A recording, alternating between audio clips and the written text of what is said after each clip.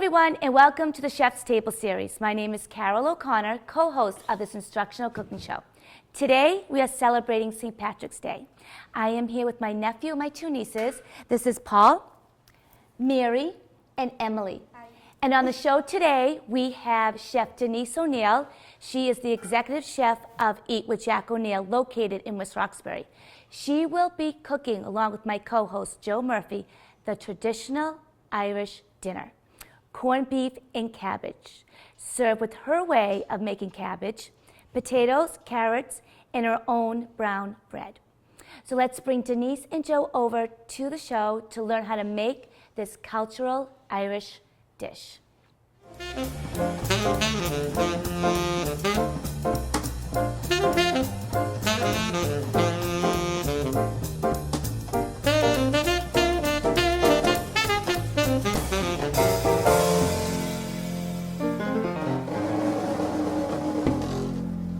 Hi, I'm Chef Joe Murphy. I'm a co-founder of the Chef's Table Foundation. This TV series, the Chef's Table series, is produced by the Chef's Table Foundation. The foundation is dedicated to raising money to support U.S. homeless veterans with a 7-month culinary school education. And in determining who are we going to support, co-host Carol O'Connor came up with the idea, well, we're a cooking show, there are a lot of people that would love to have a culinary school education, so this really is our first focus, homeless U.S. veterans. The next position would be homeless young adults with a high school or GED equivalency diploma.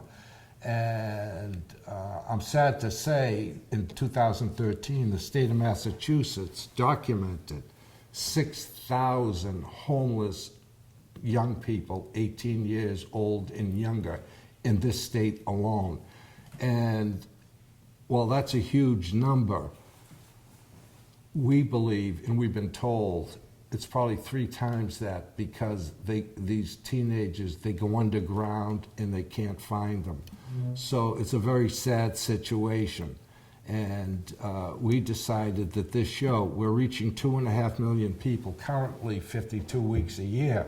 And what a great way to let people know that there are people in need. And this is our hope that we can fulfill our mission. We want to send 5 people this year as our target to this 7-month culinary school. Having said that, generally, for the last 3 years, we've always had a St. Patrick's Day special. And we have the new restaurant, Chef Denise O'Neill from Eat with Jack O'Neill, is a wonderful chef and a terrific person. And the O'Neill family, they're a gracious group. And they'd have to be to capture you, darling. So having said that, on the first time we had Chef on the show, I told the story how Carol and I wanted to go out of the country to find a chef. And we decided, because it's Carol O'Connor and Joe Murphy, let's go to Ireland. So we went to the Emerald Isle, and we found Denise O'Neill. Excuse me, I get a little tongue-tied because I'm going to sing a little song. There's an emerald in the sea that's known as Ireland, and we have the crown jewel, Denise O'Neill. We had to fight like the Dickens to get her out of the country, but we are so grateful she's here. And we look forward to your restaurant opening in 6-7 weeks, I guess? 6 or 7 weeks, yes. That would be great. Yeah. And it is an Irish restaurant, but it also has the pub side as well. It does, yes. And you're going to be cooking a lot of Irish dishes. A lot of Irish dishes. Right. Yes. Now, my Italian-American friends tell me that a 6-course Irish meal is a 6-pack and a baked potato, but we know that's not true, right? That's not true, no. Right, right. Sure. Okay, well, I do know the Irish cuisine has really broadened tremendously in the last 25, 30 years. For sure, yeah. And it's quite a bit different. So, having said that, let's get going. Okay. To my surprise, I didn't know Chef was going to do this. She brines her own corned beef. And I've always thought that the corned beef was an inexpensive piece of meat.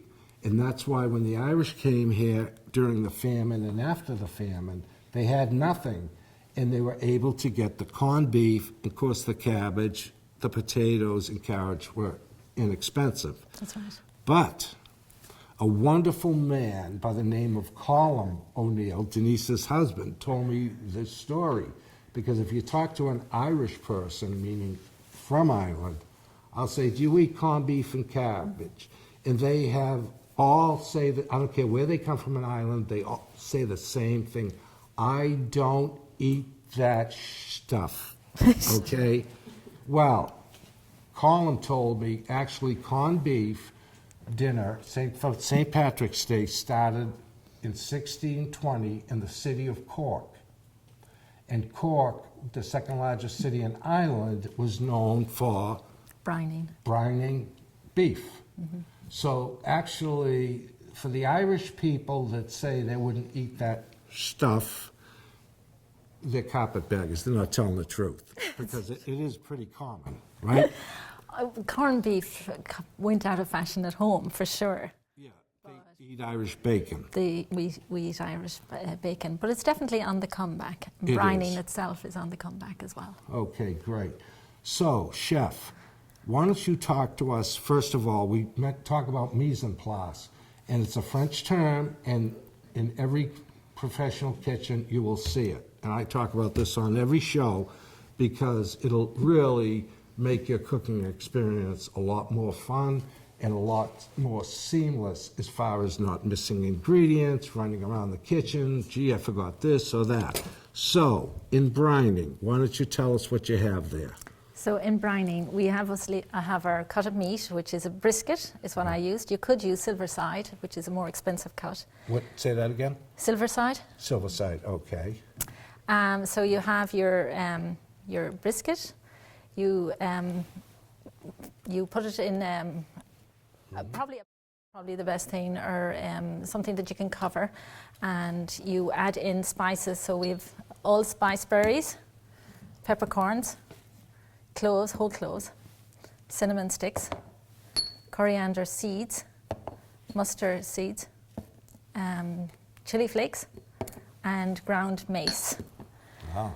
Cover it with water, the brisket with water and salt, lots of salt for the brining.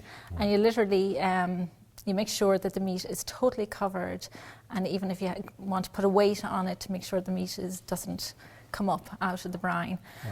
Cover it, put it in the fridge, and for at least 5 days. Right. So, just now, for it to... When you say at least 5, we talked a little bit. Generally, would you go longer when you're doing it, if possible, or is 5 days? 5 days is plenty. Plenty. But if something goes wrong and you have another day or two, no harm done. It's still there. It's fine. It's perfect. Right. A quick thing I want to say about when you add your water. When I was in culinary school, they always told us never use hot water. Oh, cold water. Always cold water. Mm-hmm. Why? Because sometimes you can get things that'll float up out of your hot water tank, and you don't want that to integrate your food. So when you're using water, I don't care if it's for brining, boiling, always use making pasta, start with cold water. Okay, yep, that always. is the preferred method. Even in Ireland? Yes, they even probably in taught Ireland. The world, right? Okay, great. So you put all your brining in, then you add your water. Add your water, put it into the fridge, and your salt, and put it into a fridge and leave it for 5 days, minimum 5 days. Right. Now, what type of salt do you use? You can use the coarse salt. So a good kosher salt, or a sea salt? Or a sea salt, yeah. Right. Yeah. Versus the table salt. Not the table salt, the coarse salt, right. yeah. And there is a little story about table salt versus kosher or sea salt, and it really comes down to, by volume, not by weight, there is less sodium, because the crystals are so much larger than your table salt that you're going to get less sodium. It's that simple. So by volume, a cup of kosher salt and a cup of table salt, the kosher salt are much larger crystals, and that includes sea salt, by the way. And so you're not getting, and I personally feel the flavor profile on the course much is nicer. much nicer. Much nicer. Right. Yeah, yeah, for sure. So anyways, having said that, So now, I want to make one other point. During this time of year, you couldn't do this in a professional kitchen, but if you have a side porch and you don't want to leave a big pot with corned beef brining in your refrigerator, you could put this on your side porch if there's no heat, and it would be perfectly fine, unless it froze. Unless it froze, yeah. Right. So just my own, I would do that if I didn't have room in the refrigerator. Now, okay, we brine this for 5 days. 5 days? Okay, now we put it on the stove.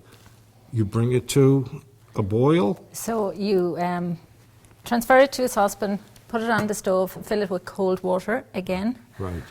And you bring it to the boil, which Right. we have done. Well, it's on its way there. Once it's brought to the boil, then we add in our carrots, our onions, and parsley and thyme, mustard powder, and more salt. Okay. So we bring it to a boil. We add in chopped carrots. All right. We can put that in here. Okay. Whoops, sorry. Your fresh thyme. Fresh thyme and parsley. Okay. You notice Chef has a string on her parsley. That's designed, you'll see this in a professional kitchen, so when you're done, you can just lift that, well, if it was if it was a wrapped bouquet garni, Bouquet garni, yeah. you just lift it out, and that's why there's a string on that. And generally, if it has a handle, you would tie it to the handle so it doesn't float in. Carrots. Okay. So you've got your salt in there. Now you have your mustard powder, My mustard powder. right? And that's just, So you can just buy that on any retail shelf. Yeah, it's just Coleman's mustard powder. Okay, which is great. And literally just Give it a stir. You bring it up to the boil, Right. and that boils, and bring it down. Once it boils, bring it down to simmer point, and that cooks away for between 3 and 4 hours. Right. Now, what size piece of meat is that? That's a 4-pound brisket. Okay, so 3 to 4 hours, right? Yeah. And you should remember, Chef just gave you a great tip.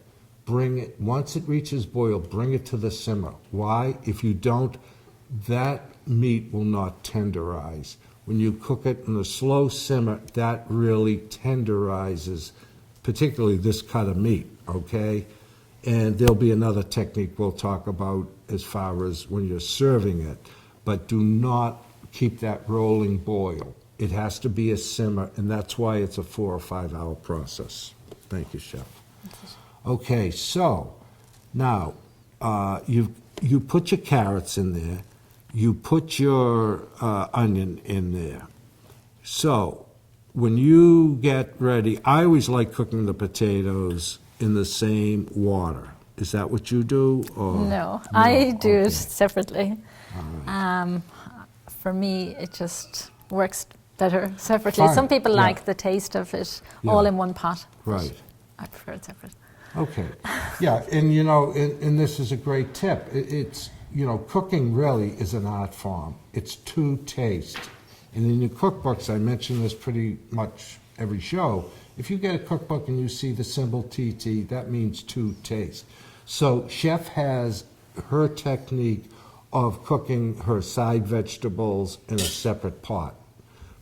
Having said that, are you using some of the water? I'm using the water, yes, from my cabbage. Okay. Not for my carrots, but for my cabbage I am. And what about your spuds? Not for my spuds either, I'm I afraid. see. Now, do you just, I just literally I steam my potatoes. I try to get a floury potato, Yeah. and the one over here it seems to be the Yukon Gold. Yukon Gold? Yeah. Okay. So Chef just gave you a tip. She would like a floury potato, and she has found Yukon Gold is the best choice. Mm-hmm. And if I annoy Chef, I'm glad it's floury, because if you throw it at me, I'll feel like you hit me with a rose.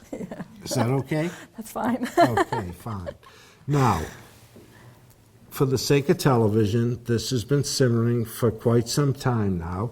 I notice you have another stock pot here with a ladle and liquid. And what would this be for?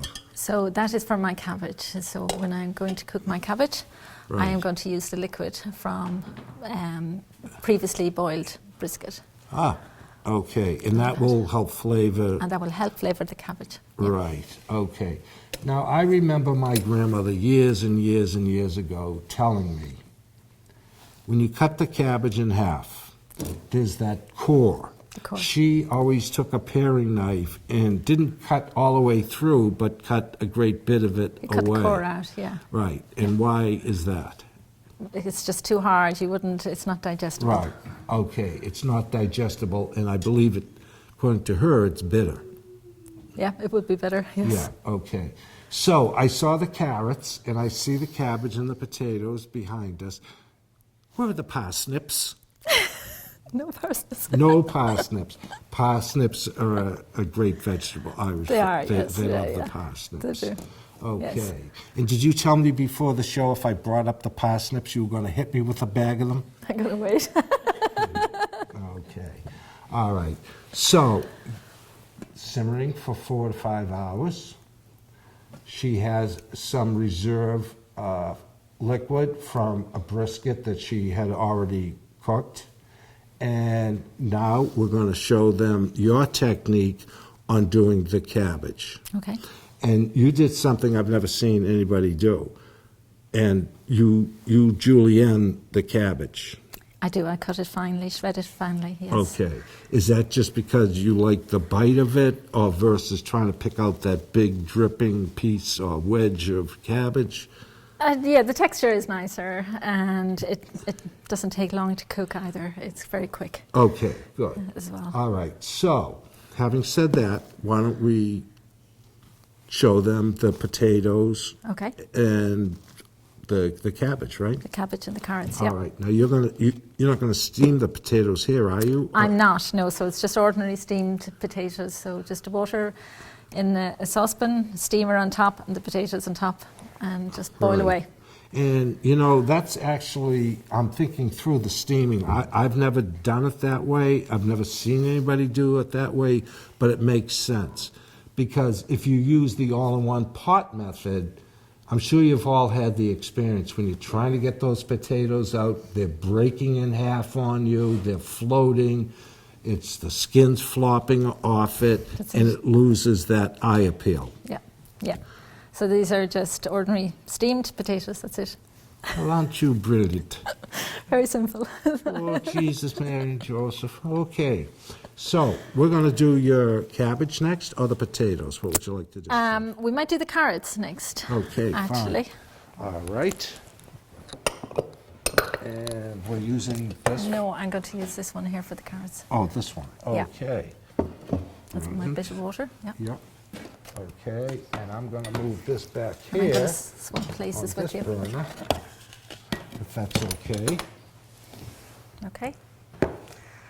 So I literally have my carrots here. So I just chopped them at an angle. So I peeled my carrots, chopped it at an angle. Right. So that's it really. There's nothing in it. Right. And you notice chef's cutting technique, those fingers were tucked in. It's not a chopping, it's a slicing motion. So I'm just going to bring this up a little bit. Okay, for the sake of the show, we're going to take this cooked corned beef and set it there, and maybe we'll move the carrots over here and people can see what we're doing. Is that Okay. okay, Chef? That's fine. So I am going to put in, I have some water in here. There's only about 100 ml of water in here, and a What knob was of it? How much? 100 milliliters. Milliliters. Okay, in the U.S. we talk about ounces. Yes. Now, are there 29 milliliters to an ounce? Liquid, I know that's grams versus ounces is about Yeah. 29 and a half. grams to an ounce, but on milliliters. So you're talking about, is it 3.5 ounces, is it? Yeah, probably. It looks like it would be. Okay, so in any event, you just put maybe a quarter of a cup of water in there, and that would be 4 ounces, it looks like. And you put about 2 tablespoons of butter. Yeah. Now, is that Irish butter? It is Irish butter, it's Kerrygold. Kerrygold. Is It it is. salted? It is salted, yes. Oh, okay. And you usually use the unsalted for doing pastry and so forth. Right, Salted for right. cooking. Very good. So I'll add in my carrots. And just a little pinch of sugar as well. Oh, brilliant. So, and I'm guessing, so if I say something that's not correct, I want you to just tell us. There's a quarter cup of water, you put your carrots in there, and look like 2 tablespoons of butter. Yep. Okay. My guess is, as the carrots are cooking in the water, that water's going to Disappear. disappear, it's going to cook off, and then you're going to have the butter, and you added sugar, so you're going to wind up caramelizing all in one Yes. technique. Yes. Okay, great. So I'm just going to do just a little bit of pepper. Yeah. You know, these are tips, time-saving tips, actually. I would always cook the carrots, then take them out, drain them, put the butter in a saute with the sugar. That's right. And caramelize them. But this technique here, you're reducing... You're your- reducing it, yes. Yeah, you're reducing your cook time, you're reducing the amount of pans you use, so it's actually a great tip. Okay, so I added a little pinch of salt as well. So that I am going to Tilt bring that up. just a little more. There we go. Yeah, and that water is cooking down. So I'll bring that to just literally to the boil, and then I'll turn it down again and just let it cook slowly. Right. And roughly around 15 minutes, Yeah. 15, 20 minutes, that water will have disappeared. Should cover it with a lid. Right, and I do have a question. I don't think we have a lid for this pan. think we do. But having said that, if you put the lid on, that steam is not going to go into the air. You're going to keep the moisture in there, and that will help Yes, produce a heat barrier that's as well. right. Or you could put a sheet of tin foil or something Right. just to trap the heat, Right, basically. Right. And you know, in a professional kitchen, if you don't have a pan that you need, you'll see professional chefs. They'll just take a clean pan and put it right over it, which is fine, okay? Whatever you have at home. Yeah. You're not going to have 10,000 pans, lids to fit everything. So do not be afraid to use another pan. Or, as Chef said, you could use aluminum foil.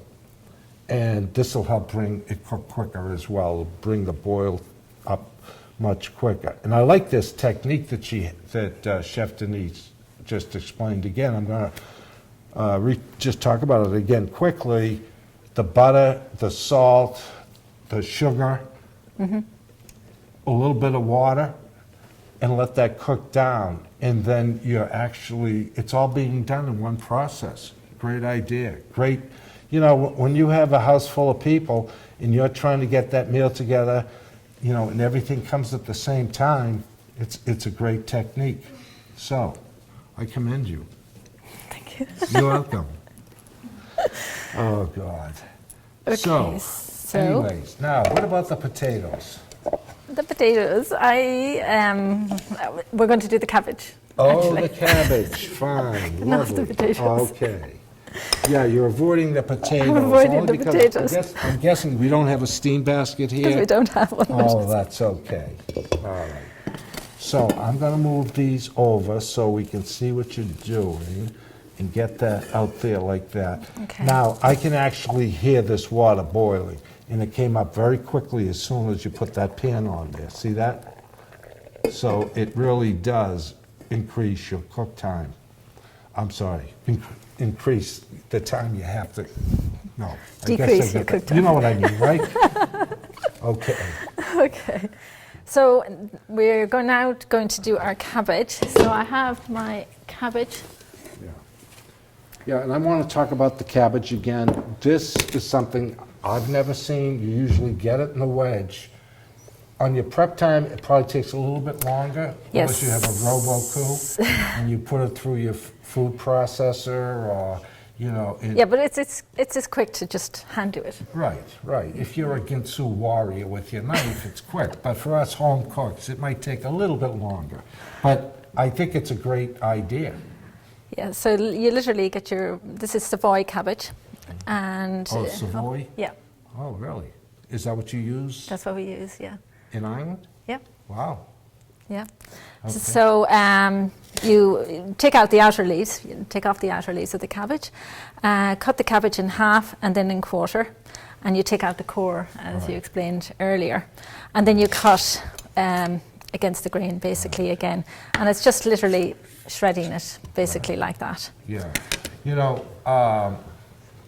they use a different type cabbage here, although they sell Savoy. On a taste, from a palate standpoint, the Savoy is, I find, quite a bit milder It probably is, yeah. than the regular cabbage, the hard cabbage we hard. sell. Okay, great. All right, so you shredded your cabbage. So I shredded my cabbage, literally, Yeah. just like that. So what I'm going to do is add a couple of spoons, probably just literally Ladles. a ladle and a half, and a bit of butter again. Oh, wow. And which one is this? So I'm just going to melt that. So as this water cooks off, you'll be coating the cabbage with the butter as well. So it's literally be steamed off again, yes. Wow, Yeah. very good. And the cabbage is going to make its own water as well. And the cabbage is going to Yeah, make its own it water, has yes. a lot Yeah. of water on it, so you don't have to put it in a pot and boil it. That's it. Okay. I can see why you don't put the cabbage in your pot, because shredded, you'll be looking at mush. You would be looking at mush, yes. Right, Yeah, okay. literally. So Now, is this technique on the cabbage classic in Ireland? Yep. It is? Yeah. Okay, very Yeah. good. Yeah. All right, so we're just letting that water and the butter melt. Yes. Okay, And then super. I will add this and literally coat it, a bit of salt and pepper. Right. Put a lid on, and a few minutes later, then I'll turn it again, and just until it's cooked, basically. Please. So then Okay, can we put that cabbage in? Is it too early, or? turn that up. So think I I'll got to just put tell it in. you, you know, the carrots with the butter and sugar in there, the aroma is terrific. And you're not going to get that heavy aroma from the Savoy as you would a No. typical cabbage you'll see on sale in the supermarkets. Exactly. So, So I'm just going to coat right, the cabbage. yeah. Wow. Let's take a peek at these carrots here. And you can see that this water is cooking down. And actually, I don't know if you can pick it up, you can see the butter has melted with the sugar, and you're getting a little bit of color in that water, which is great. Okay. So I'm just going to let that. All right, so you're going to somewhat steam this then as well? I am going to, yes, yeah. All right. Now, this would be, you could actually do this earlier, a couple of hours? Of course. And do a quick reheat, right? Yeah, for sure. Yep. Yep. Okay, great. Yep. So literally that's just stewing away, and we have Right. our carrots stewing away here. Right. A quick question. For the sake of the show, I know you held back a corned beef, a piece of brisket, so that we can show the people how to cut the brisket properly. Yes. Okay? And I can't wait to dig into your beautiful brown bread. And, you know, Chef broke this in half, but that's what it would look like. You know, you get that cross like you would a hot cross bun. And that probably goes back to a religious theme. We used to say you make the sign of the cross to let the fairies out. The fairies out. Oh, very good. Okay. So Okay, we're going to move this beautiful Irish brown bread that Chef Denise made. Now, did you have the kids knead the dough for you? Hmm? There's no kneading in Irish soda bread. Oh, there you go. So, very little handling, very little handling. Right. Okay. Let's talk about cutting a corned beef brisket. The tenderizing process we've already talked about, using a slow cook, slow roll in that pot. But, Chef, why don't you talk about this piece of brisket in the grain so that people understand the best way to cut this? So, the best way to cut this is against the grain, so it's literally we're going this way. Right. I don't know if we can pick this up in the camera, but you can see striations of the grain, okay? If you cut that with the grain, meaning in the same direction, it will be like chewing leather. So, the technique is to cut against the grain. Mm-hmm. And Chef just positioned the meat, and so I'll do your thing. try and cut a slice here. And what you're going to wind up with is an absolutely tender piece of meat. So that's literally it. Yeah. Oh, excuse me. Oh, that looks beautiful. It smells delicious as well. You're brilliant. Okay. Now, while you're putting that together, I'm going to give you a plate so that we can start plating the meal. And do you want the round plate or the square plate? I'll go with the round. Okay. And for our TV viewing audience, I forgot one important thing. I forgot the hat. Chef Denise already told me, I am not putting that on my head. But I want to say top of the morning to ye all. All right? Top of the morning, Chef. Okay. Okay. Now, do I look as delicious as I feel?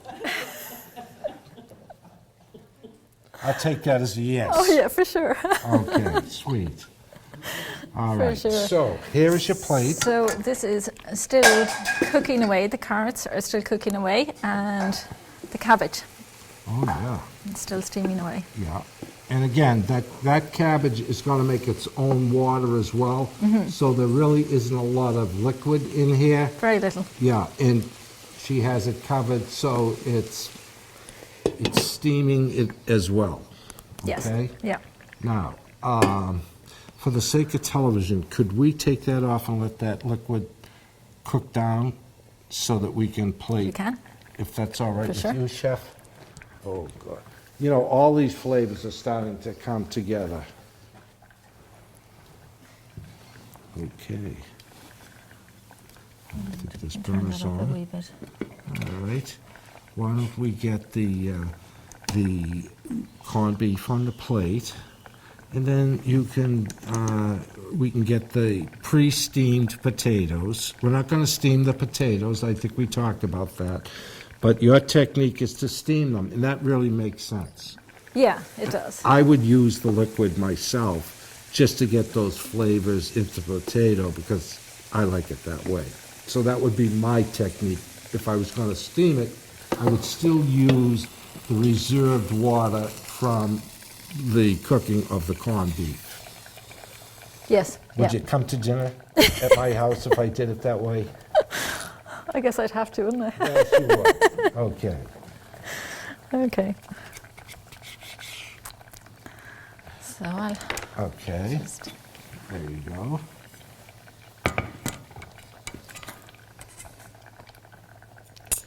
Can our audience smell some of this cooking? Can you see me through the smoke signal? So, Oh, that looks lovely. And I can hear this, as Chef just took this off, you can tell that that water is really boiling down because you're getting that sizzling, which generally is an indication that there isn't a lot of water left. No, there isn't. The cabbage is practically done. Okay. So you want a little bite in the cabbage. You don't want it. Right. Yeah, so Chef just said you want a little bite in the cabbage, meaning when you bite it, you want a little bit of resistance. Think al dente. Al dente. Yes, indeed. Irlandese Italiano. We want that, that little bit of bite like our pasta. That's it. Okay, well that looks great. So All right. We can plate I that think up, we might Chef. just plate it out. Yeah, that would be great. It smells fantastic. But not fully.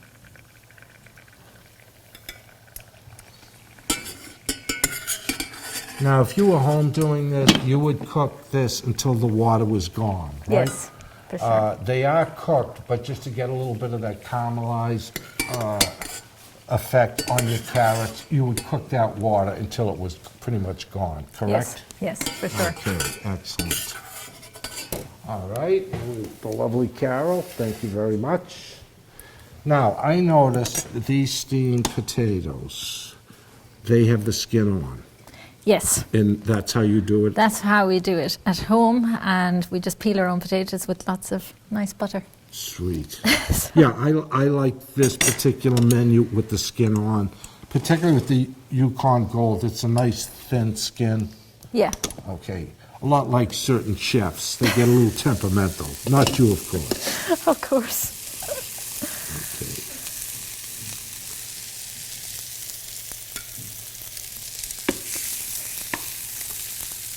Even the cabbage smells great. You know, the Savoy is a nice choice. Yeah, it is. It's a good cabbage. Yeah. Oh. Okay. And here are your And spuds. There are our spuds that we can have on the side, I guess. Or wouldn't you put Or them on the plate? We or- could put them on the plate. Yeah, that would be great. Lovely.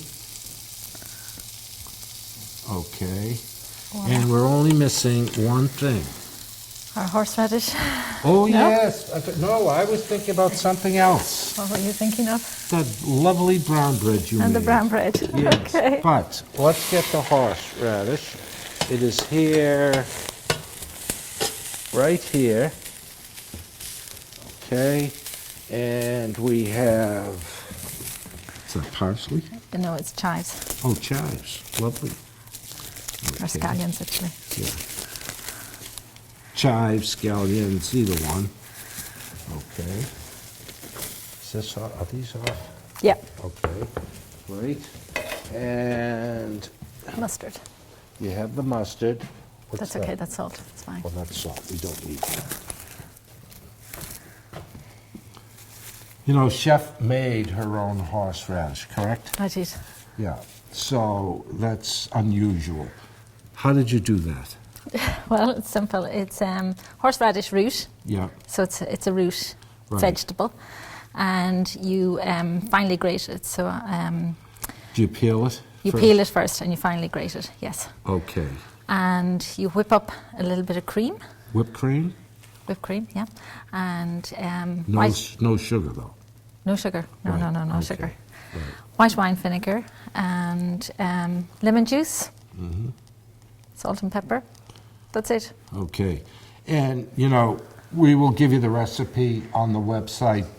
But again, remember, if you want to use, you know, vinegar, what else did you say besides the vinegar? Salt, pepper, Salt and pepper and cream. and cream, And lemon juice. and lemon juice. So it's to taste. Okay. yeah. And then you mixed your own mustard. So yes, it's the Coleman's powdered mustard again. So you literally mix equal quantities of cold water with the powdered mustard. Excellent.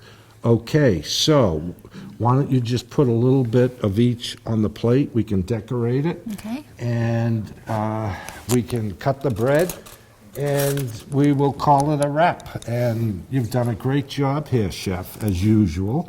Thank you.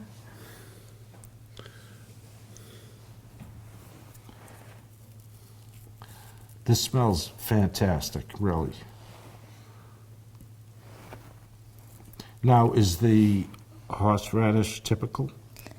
Horseradish is, yes. Right, It yeah. is. And a lot of people, it grows very easily, horseradish. You know, yeah. anybody can grow it. Okay, great. It grows wild at home. Really? The only thing that's very strong on your eyes. Oh, yeah. It's yeah. very, very strong Well, on your what eyes. I'd like to do, because we're running into a time constraint, if you wouldn't mind cutting this Brown bread? Irish brown bread that you made, and this is basically a soda bread, is that correct? Soda bread, yes. Okay, so there's no yeast in this. No, no. So your leavener is the baking soda. Bicarbonate of soda, yes. Okay, Yeah. And I'll just take that knife there. sure. That one, yeah. Yeah, that's your bread knife, okay. And the brown breads are common throughout Ireland. Yes, all through Ireland. Yeah. You know. So on this soda bread, like a Irish bread that we get at St. Patrick's with the raisins, the currants, and do you cook it in a cast iron pan? No, long ago we used to cook it in a cast iron pan, especially on open fires. That's why the cast iron pans were used initially. But now with the modern technology we have, it's just Right. freestanding on our ovens. So you know. Ireland isn't about thatched roofs and jaunty carts anymore, right? No. My friends get mad There's at a me few when of them I there. say that. We have cars, we have electricity. Why do you keep saying that? But no, just kidding. But this absolutely looks lovely. And I don't know if I'm sitting that, but what I'd like to do is just move this over and get the plate so that our viewing audience can see that. And I think you did a fabulous job as usual. Thank you. And in talking to the general manager of the new restaurant, asking him what type of dishes you'll be making, and he said, obviously shepherd's pie, but you're going to be doing a beef and onion pie Beef and onion pie, yes. And- that'll have a flaky pastry on top. and like a brown gravy inside. Yes. Now, yeah. do you put potatoes, carrots in there as well? They'll be or- served on the side, not On the side. in the particular dish. Wow. What other unique dishes that we don't normally see in restaurants? So fish pies, Oh, yes. we do that a lot at home, and oh my gosh, potato cakes with salmon and so forth, and Wow. smoked salmon and that. Yeah. That sounds great. All right, Chef, as usual, you did a great job. And you really are the crown jewel as far as I'm concerned. And I look forward to Eat with Jack O'Neill opening. And I know that you're going to do a partial opening. One side will be open That's right. the week pub side before St. Patrick's Day. will be open before St. Patrick's Day. Yes. I'll be waiting at the door. Now, do you serve breakfast or is it breakfast, lunch, and dinner? We will be doing Irish breakfast when the restaurant side is open. We'll be doing breakfast, not just Irish breakfast. And that but has all the breakfast, yes. bangers and the Yes. blood pudding The and pudding. Yes. roasted tomatoes. The Is that- roasted tomatoes. Yeah. Yeah. Right, Yeah. okay. Yeah. As we say in Ireland, brilliant.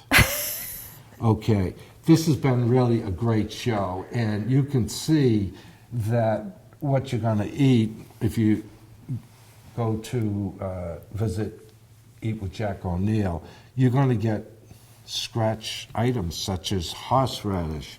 They brine their own meats, and I think that's fantastic. That really is a great story, and you're going to get some very traditional Irish fare.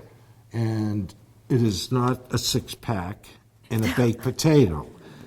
There's a lot more happening in the Irish cuisine, right? There is. Right. We're all living longer. Yeah, very good, very good. Well, we want to thank our viewers for watching the show. Please remember the Chef's Table Foundation supporting homeless U.S. veterans and underprivileged homeless young people. And having said that, if you want to rewatch this show and get the recipe, go to the chefstableseries.tv and you can see Chef prepare this meal. And I hope you try brining. I'm going to do it myself this year. Cool. I think it's a great technique. I'm going to get Savoy cabbage and steam my potatoes, caramelize and candy my carrots. And I think I'm going to have parsnips. All right. Yes, Okay. yes. Okay. How about turnip? Do you ever put turnip in there? Not with this dish, no. No, of course you don't. All right. Well, we want to thank you very much. And again, we look forward to seeing you next time on the Chef's Table series. Thank you. Thank you, Chef. You were brilliant.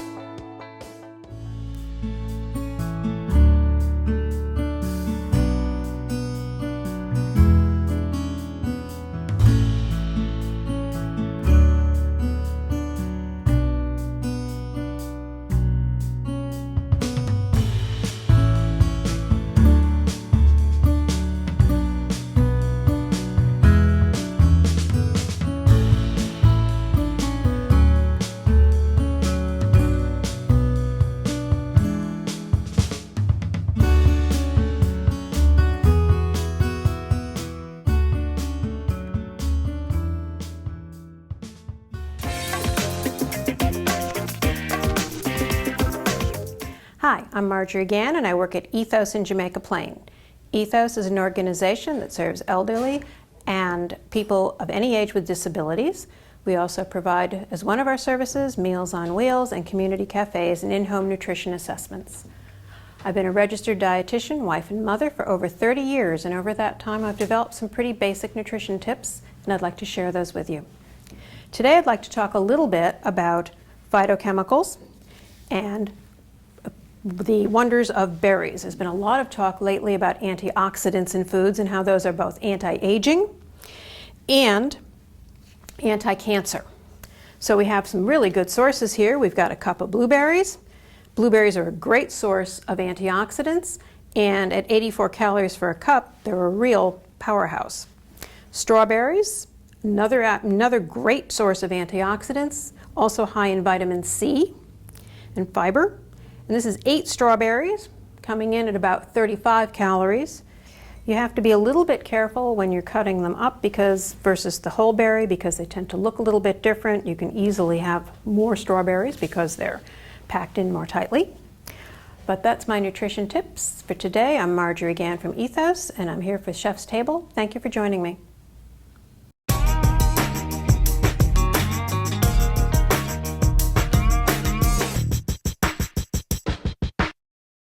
Hello everyone and welcome to the Chef's Table Series restaurant interview. I am here with General Manager Colm O'Neill of Eat with Jack O'Neill, a restaurant located on Center Street in West Roxbury. Colm, thank you so much for being on the show with me today. I'm very excited. So Colm, how did you come up with the name of Eat with Jack O'Neill?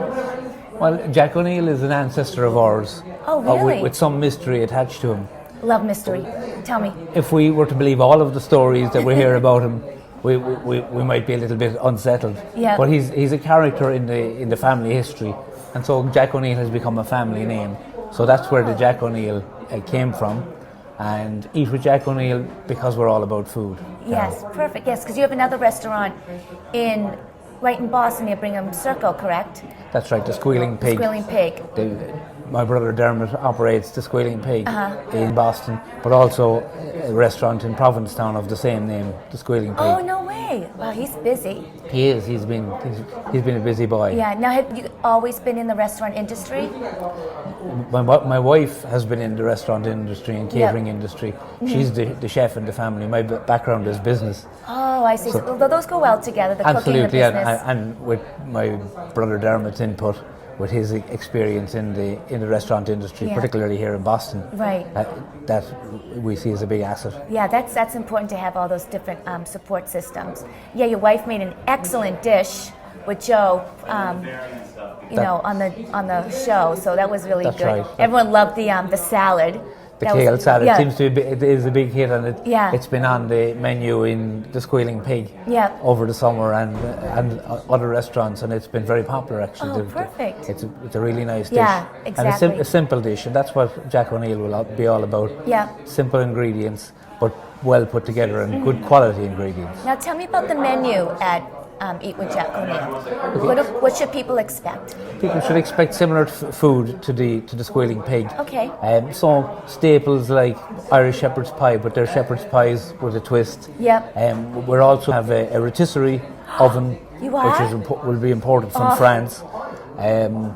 We're producing very high quality, and it'll be very much about the quality of the ingredients of the Exactly. chickens that we sell will be the highest possible quality that we can put our hands on, organic, etc. Right. So that's where we're going. Plus flatbreads. Yeah, you had said that you're going to have a small baking oven.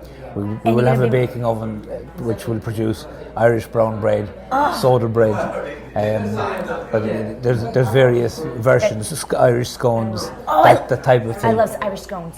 Love them. So we love hope that they'll be a big hit in West Yeah. Roxbury. Oh, I'm sure. Oh, yeah. Exactly. They are a big hit in West Roxbury. Exactly, yeah.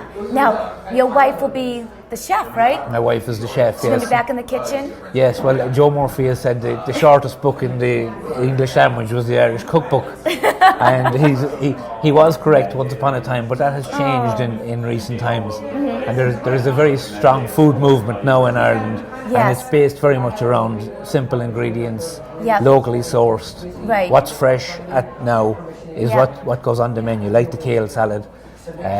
So my wife came through the Ballymaloe cookery school in Ireland, which was started 50 years ago by a lady in her farmhouse. Oh, this is so A interesting. farmer's yeah. wife, basically cooking for, just decided she was bored with being, I guess, just a farmer's wife, and she started a restaurant in her kitchen. And it's now the largest cookery school in Ireland. People come from the US and from all over Wow. to attend this school. So our chef Denise came through that system, and so she'll be hopefully bringing some of these dishes to the people of West Oh, Roxbury. people will love that because we don't have that in West Roxbury. We have different variations, or almost American with a little bit of influence of Irish cuisine. But what you're describing is something I think a lot of people will welcome in the neighborhood. Yes, I hope so. Oh, they will, definitely. So, Colin, thank you so much for being on the restaurant interview segment with me. I really Thank you, appreciate Carol. it. It was a pleasure. Perfect. So everyone, this has been the restaurant interview with Carol O'Connor and General Manager of Eat with Jack O'Neill, and we'll see you next week. The best way to cut this is against the grain, so it's literally we're going this way. Right.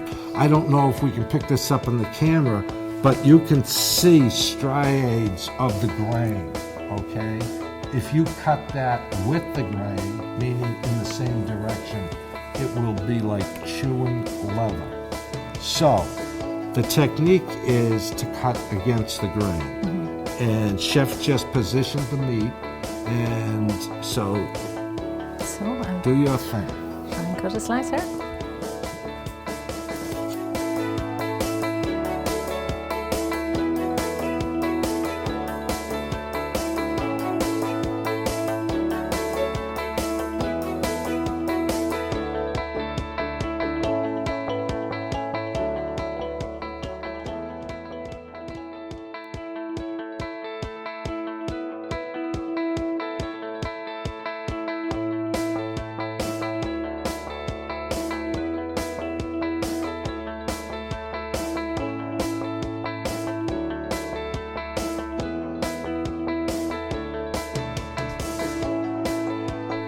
The Chef's Table series is shooting on location in cities and towns across Massachusetts.